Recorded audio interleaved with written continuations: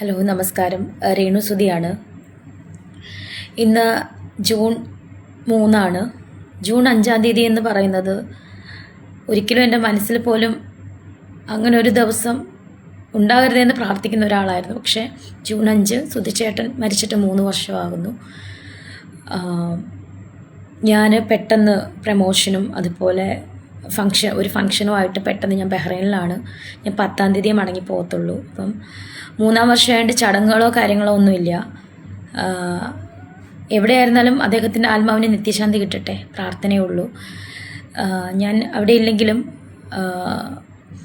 എൻ്റെ ഫാമിലിയോട് ഞാൻ പറഞ്ഞിട്ടുണ്ട്, ഋതപ്പനുമായിട്ട് തൊട്ടടുത്തുള്ള ഒരു ഓർഫണേജിൽ പോയി ഫുഡ് കൊടുക്കണമെന്ന് പറഞ്ഞിട്ടുണ്ട്. അപ്പോൾ ആ കുട്ടികളോടൊപ്പം ഇരുന്ന് ഋതപ്പനും എൻ്റെ ഫാമിലിയും കൂടെ ഫുഡ് കഴിക്കണമെന്ന് എനിക്ക് വലിയൊരാഗ്രഹമുണ്ട്. ആ കുഞ്ഞുങ്ങളുടെ ഒപ്പം ഇരുന്ന് തന്നെ അതിനുള്ള കാര്യങ്ങളൊക്കെ ഞാൻ ഏർപ്പാട് ചെയ്തിട്ടാണ്